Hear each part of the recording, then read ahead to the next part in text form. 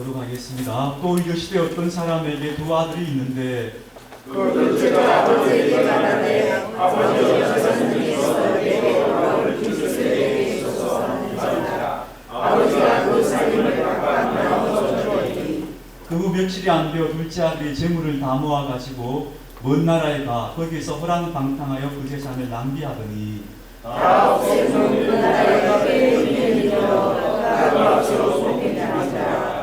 가서 그 나라 백성 중 한 사람에게 붙여 사니 그가 그를 들러보내어 돼지를 치게 하였는데 그가 돼지 먹는 지역 열매로 뼈를 채우고자 하되 죽는 자라 없는 자. 이에 스스로 돌이켜 이르되 내 아버지에게는 양식이 풍족한 품꾼이 얼마나 많은가 나는 여기서 죽여 죽는구나.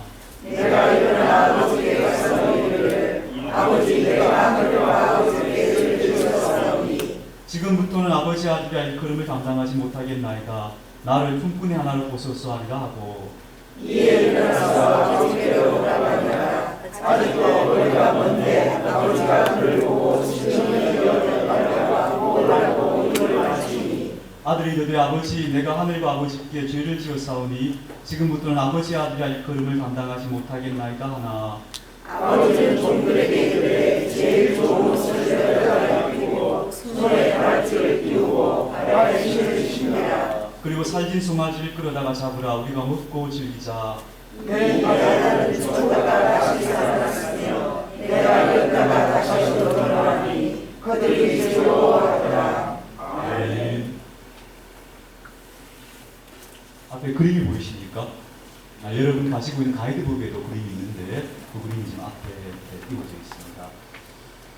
1669년 10월 4일에 네덜란드 암스테르담의 어느 빈민촌에서 한 노인이 쓸쓸히 죽음을 맞았습니다. 놀랍게도 그 노인은 당대 최고의 화가이며 빛의 화가라고 알려져 있던 렘브란트였습니다. 그 렘브란트가 이 당대 최고의 화가인 렘브란트가 왜 이렇게 가난하고 쓸쓸한 최후를 맞았을까? 그는 부유한 부모님께 자라나서 성공적인 삶을 살았습니다. 화가로서 눈부신 성공을 거두었고 당시에 네노라 하는 사람들이 그의 그림 한 점을 얻기 위해서 줄을 섰다고 합니다. 그는 물론 많은 재산도 모았습니다. 그러나 그의 젊은 날은 사치와 방탕에 젖어 있는 세월이었다고 합니다. 결국 그의 삶에 어느덧 불행의 그림자가 들리기 시작하는데 그의 자녀들이 연달아서 목숨을 잃습니다. 세 자녀가 태어나서 그 달을 넘기지 못하고 계속해서 숨을 거둡니다. 나중에는 사랑하는 아내까지 세상을 떠나고 맙니다. 그리고 그는 그때부터 급격한 내리막길을 달려내려가게 됩니다. 방탕하고 또 사치에 젖어 있었기 때문에 빚도 많이 지게 되고 그래서 결국은 평판도 아주 나빠지게 되고 살고 있던 집도 경매로 다 넘어가게 됩니다. 그리고 그의 유일한 마지막 희망이었던 아들이 하나 남아있었는데 그 아들도 결혼하고 나서 얼마 되지 못해서 27살의 나이로 사망하게 됩니다. 렘브란트는 마지막 희망이었던 아들이 죽는 걸 보면서 그리고는 그때부터 모든 희망을 잃고 죽음을 향해서 점점 사그러들어서 결국 4년 뒤에 그도 생을 마감하게 됩니다. 그때 나이가 63세였습니다. 여러분이 지금 보고 계시는 이 렘브란트의 그림 탕자의 귀환이라는 제목인데 이 그림이 렘브란트가 아들의 죽음을 목격하고 나서 그의 삶이 마지막 죽음을 향해서 사그러들고 있을 때 그린 그림으로 유명합니다. 그가 남긴 그림 가운데 미완성인 작품이 몇 점이 있고 그 외에는 이 탕자의 귀환이 그의 세계의 거의 마지막 즈음의 그린 작품으로 그렇게 알려져 있습니다. 그는 양면성을 가진 인물로 평가되는데 방탕에 치든 탕하였지만 동시에 성경 인물들을 많이 그렸던 그런 화가이기도 했습니다. 그래서 이 탕자의 귀환은 아들을 잃은 그가 하루하루 죽음의 날을 기다리면서 그려낸 생애의 마지막 시간들의 작품인데 놀랍게도 이 작품 속에는 화가 본인의 모습이 많이 투영되어 있습니다. 늙고 병든 아버지의 모습은 삶의 모든 희망을 잃어버린 자신의 모습이 그 아버지의 모습 속에 투영되어 있다고 볼 수 있고요. 그리고 온통 그야말로 누더기를 입고 머리가 빡빡 깎인 채로 아버지 품으로 돌아온 탕자의 모습은 방탕에 치들었던 자신의 젊은 날을 담고 있는 모습이다. 그렇게도 이야기해 볼 수 있겠습니다. 우리 이번 수련회에서 이 탕자의 귀환에 대해서 다루게 되는데 저는 이 그림이 의미하는 바가 굉장히 중요하다고 생각해서 이 그림을 통해서 탕자의 귀환에 대한 좀 새로운 관점, 좀 더 깊은 해석을 시도해 보려고 합니다. 물론 이것은 헨리 나웬이라고 하는 그 작가가 있습니다. 그분이 이 그림을 가지고 설명한 바가 있습니다. 많이 참고해서 여러분과 함께 나누는 것입니다. 먼저 오늘은 작은 아들의 이야기를 좀 해보려고 합니다. 이번 수련회 기간 동안 우리가 세 사람을 다루게 되는데 첫 번째는 작은 아들이고 두 번째는 큰 아들입니다. 세 번째는 아버지입니다. 이 시간에 작은 아들에 대해서 얘기하고 큰 아들에 대해서 이제 조금 있다가 저녁 시간에 할 겁니다. 그리고 아버지에 대해서는 내일 그 시간에 여러분과 함께 나누도록 하겠습니다. 여러분 아무튼 유인물을 보시면 간략한 그 제목이 소제목이 나와 있는데 보시면서 같이 보도록 하겠습니다. 둘째 아들은 아버지에게 자기 몫의 유산을 요구했다고 성경은 말합니다. 그리고 그 유산을 처분해서 먼 곳으로 떠나갔다 이렇게 얘기하고 있습니다. 아마 그 당시 재산은 대부분 땅이었을 겁니다. 그러니까 아버지 몫에 아버지가 가지고 있던 땅 중에서 내게 돌아올 몫을 내게 주십시오라고 요구했다는 겁니다. 그 당시 계산법을 따지면 아들이 요구한 재산은 아마 아버지 재산의 3분의 1 정도는 되었을 것이라고 봅니다. 아버지는 큰 부자였던 것으로 보입니다. 케네스 벨이라고 하는 사람이 15년 동안 모로코, 인도, 수단, 터키 등지에 성경의 고향이었던 그 지역 중분동 지역을 다니면서 만나는 사람들에게 똑같은 질문을 여러 번 던져봤다고 합니다. 이런 질문입니다.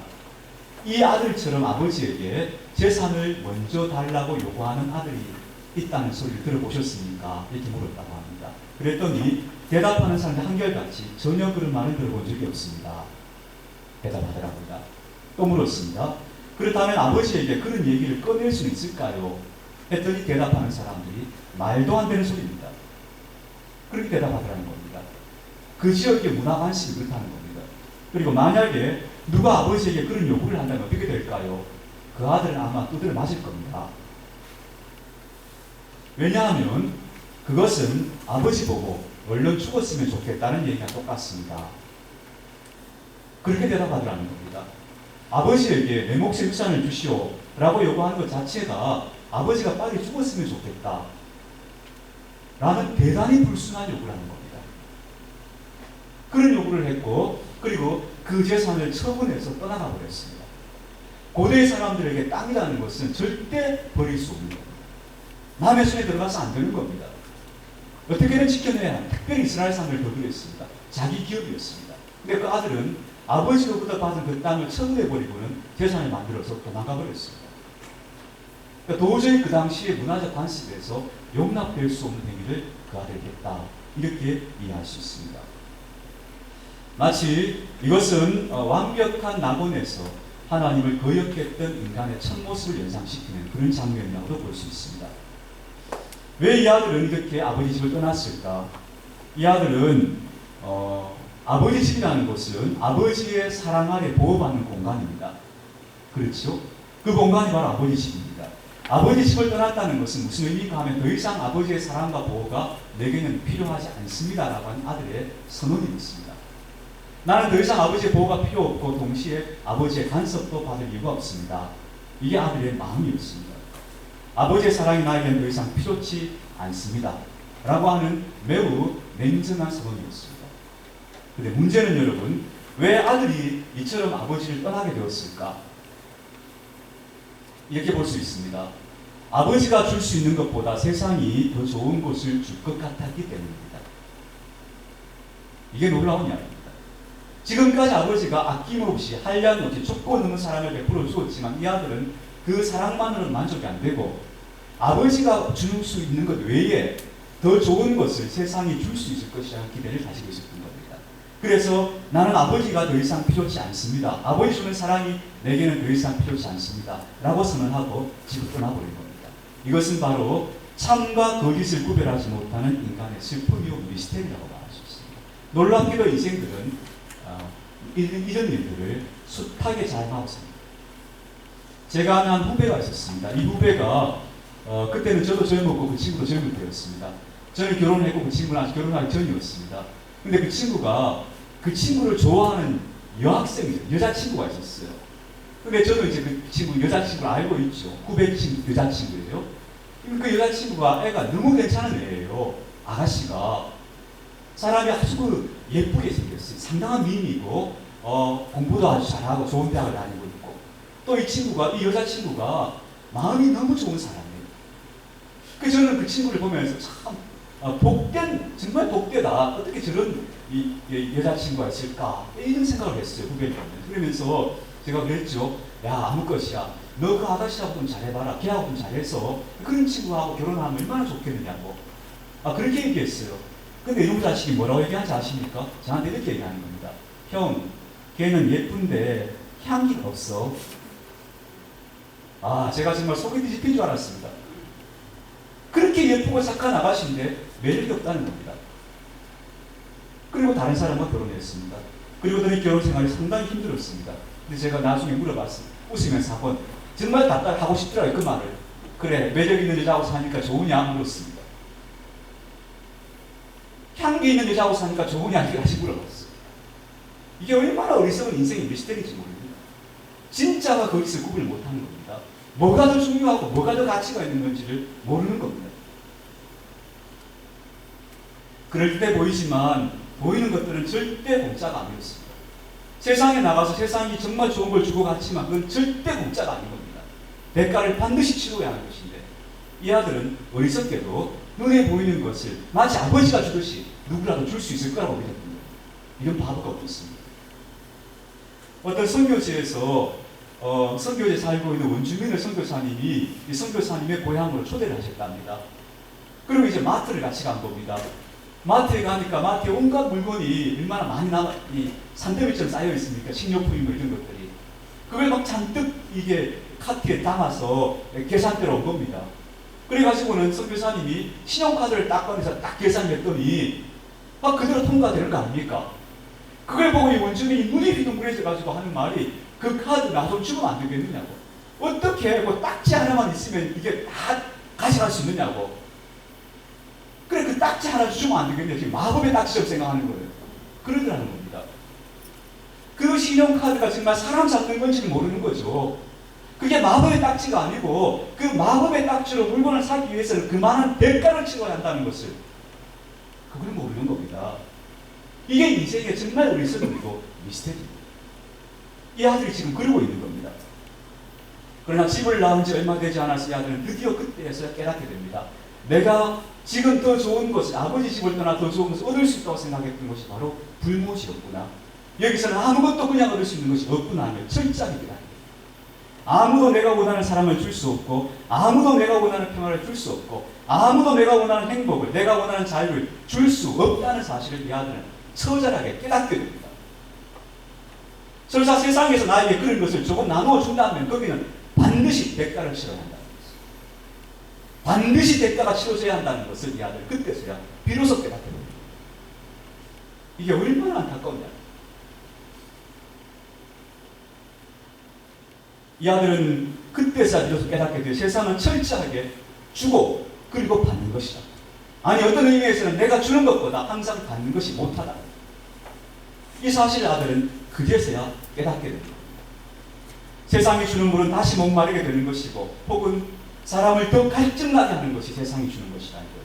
아들은 비로소 깨닫게 되면서 아버지가 아닌 곳에서, 아버지의 집이 아닌 곳에서 얻으려고 했던 모든 것들이 결국은 아무것도 아닌 것이, 도저히 얻을 수 없다는 사실을 아들은 깨닫게 되는 겁니다.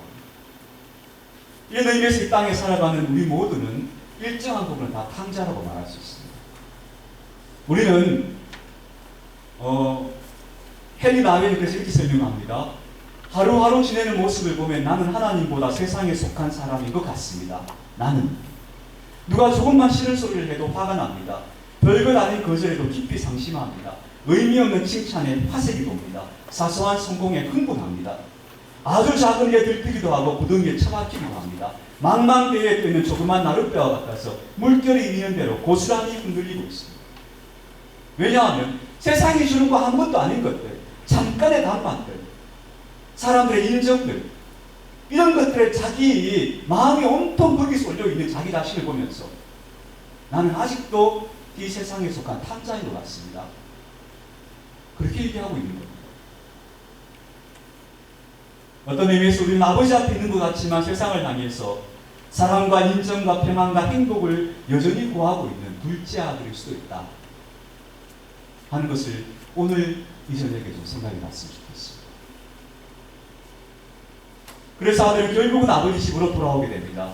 여러분 보기에 있는 그림 속에 보시면요, 아들의 모습을 한번 보십시오. 아들은 지금 어떤 모습인가 하면은 누더기를 걸치고 있습니다. 그리고요, 아들의 발을, 이렇게 발이 나오는 장면 한번 클로즈업 해주시겠습니까? 그 다음 장면이 있습니다. 아들의 발입니다. 아들의 발은 다 떨어진 샌들을 신고 있죠. 그리고 한쪽 발엔 상처가 있습니다. 상처난 발로 다 떨어진 샌들을 신고 아버지께로 겨우 돌아온 겁니다. 그리고 아까 그리고 다시 한번 돌아가 봅시다. 아들은 머리가 빡빡 깎여 있습니다. 물론 이것은 빡빡 깎여 있다는 건 성경에 없습니다만 렘브란트의 상상입니다. 상상력, 작가적 상상력입니다. 근데 빡빡 깎여 있다는 것을 뭘 의미하는 것인가 하면요, 이 아들은 수용된 사람, 죄수, 뭔가에 얽매여 있는 사람, 자유가 없는 사람, 그런 사람이라는 것을 의미하는 거예요.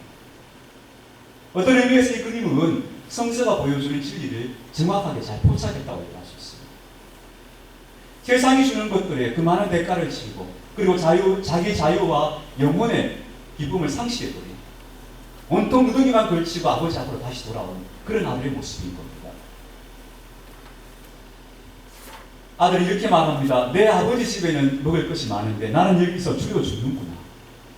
이렇게 말하면서 나는 더 이상 아버지의 아들이라고 불릴 수 없구나. 아버지께 돌아가서 나를 품꾼의 하나로 보아주소서. 나는 그렇게 말해야 되겠구나. 이 마음을 먹고 아버지 앞으로 다시 돌아오게 됩니다. 근데 여러분, 여기서 굉장히 중요한 장면이 있습니다. 아들이 그 다음 장면에 아들의 허리춤을 한번 비춰보시겠습니다. 여기 이 장면. 여기에 보시면요, 아들의 오른쪽 허리에 뭐가 하나 달려있죠. 저게 뭐냐 하면요, 단검입니다. 단검, 짧은 칼입니다. 이게 중세에서는 귀족들이 가지고 다니는 호신용입니다. 그러니까 고귀한 신분을 가진 사람만이 찰 수 있는 겁니다. 그러니까 이 아들이 세상에 나가서 누더기를 입고 머리가 빡빡하게 죄수처럼 되어버렸지만 끝까지 뭘 붙잡고 버리지 않고 있었던 거 한 가지가 있었다는 겁니다. 그게 뭐냐 하면 나는 존귀한 사람의 아들이라고 하는 자기 신분에 대한 그 단검 하나를 붙잡고 있었다는 겁니다. 이게 바로 성경이 말씀하시는 아버지가 계신다. 내가 돌아가야 집이 있다는 것을 이 아들이 기억하고 있다는 얘기입니다. 이게 정말 놀라운 이야기입니다. 여러분, 우리가 세상에서 정말 아무것도 얻지 못했다면, 세상에서 계속 실패만 하고 나는 뭔가를 구고 있는데 세상은 내게 그걸 주지 못했다면, 그렇다면 우리는 아버지께 돌아가요. 우리가 원하는 것을 정말 채워줄 수 있는 분이 있습니다. 그분이 바로 하나님 아버지입니다. 아버지만이 줄 수 있습니다. 근데 우리는 아버지께 돌아가면 되는 아버지의 자녀들입니다. 아들이 그래도 아버지께 돌아갈 수 있다는 생각을 했다는 겁니다. 이게 놀라운 이야기입니다. 철저히 내려앉았습니다. 그런데도 아버지께 갈 수 있게 되었다면 이것은 오히려 감사할 일이 있겠죠. 그런데 여러분, 만약에 사람이 여러분의 삶을 한번 돌아보십시오. 내가 매일 일정한 정도의 환멸을 맛보고 있고 내 삶에서 늘 실망감을 안고 있습니다. 눈 뜰 때마다 내 삶에 소망이 없는 것 같고 암담한 삶을 살고 있습니다. 근데 매일매일 그렇게 살고 있으면서도 아버지께 돌아가야겠다는 생각을 못하고 있다면 이것이 정말 슬픈 모습 아닙니까? 근데 아들은 처절한 실패 끝에 내가 아버지께로 돌아가면 회복될 수 있을 것이라는 기대를 합니다. 그래서 아버지 집을 향해서 다시 또 돌아오게 되는 겁니다. 이 귀향길은 정말 멀고 험한 귀향길이었습니다. 왜냐하면 아들이 마음속으로 이런 생각을 합니다. 성경에 나오죠. 아버지가 달려오시면 내가 뭐라고 말할까? 아버지, 나는 아버지의 아들이라고 불리기는 너무 부끄러우니까 나를 위해 좀처럼 여겨주십시오. 이런 말을 할 거라고 마음속으로 대답을 준비하고 있죠. 여러분, 이게 뭡니까? 여기 어떤 기분이죠? 여러분, 혹시 남자분들 무슨 일로 아내가 하고 약속을 해서 오늘 저녁에 일찍 들어가기로 했는데 친구 만나가지고 뭐 하느라고 늦어져 버렸습니다. 그럼 여러분, 집으로 돌아가실 때 여러분 머릿속으로 뭘 궁리하십니까? 왜 늦게 왔어요? 그러면 내가 뭐라고 대답할까? 오늘 누구를 만났다고 할까? 누구 집에 초상이었다고 할까? 이런 것을 머릿속으로 막 짜내고 가지 않습니까? 여기 계시는 분들은 그런 적이 없는 것 같네요. 이 아들이 지금 그러고 있는 겁니다. 아버지가 뭐라고 할까? 아버지가 뭐라고 하면 내가 뭐라고 대답하지? 그래, 아버지 앞에 내가 너무 면목이 없으니까 나를 그저 종처럼 여겨주시면 이렇게 얘기하지. 그러니까 이것은 무슨 소린가 하면 아버지 집으로 가면서 아들이 계속 마음속으로 묻고 대답하고 하고 있는 겁니다. 아버지 만나면 내가 뭐라고 해야 되지? 이 마음을 가지고 계속 돌아가고 있는 겁니다. 여러분, 그런데 놀라운 것은 아버지가 전혀 묻지 않죠. 여러분, 노란 리본 있지 않습니까? 노란 리본, 우리 한국에도 노란 리본 유행에 아직도 달고 다니는 분들이 있죠. 이 노란 리본이 유래가 미국 독립전쟁 혹은 남북전쟁에서 남편이 혹은 사랑하는 남자가 전쟁에 나간 겁니다. 그러니까 그 남자를 기다리면서 부인들이, 아내들이 목이나 머리에다가 노란색으로 스카프나 리본을 만들어 붙이기 시작합니다. 이게 뭐냐면요, 당신을 기다리고 있습니다. 이런 뜻이에요. 그러니까 누가 떠나간 사람이 돌아오기를 기다리는 마음이 그때부터 노란 리본으로 표현됐다 하죠. 이게 1973년에 이런 노래가 히트를 쳤습니다. 영어로 읽으면 이렇습니다. Tie your yellow ribbon round the old oak tree. 오래된 똠깔나무에 노란 리본을 메어주세요. 이런 노래입니다. 그 노래 가사가 이렇습니다.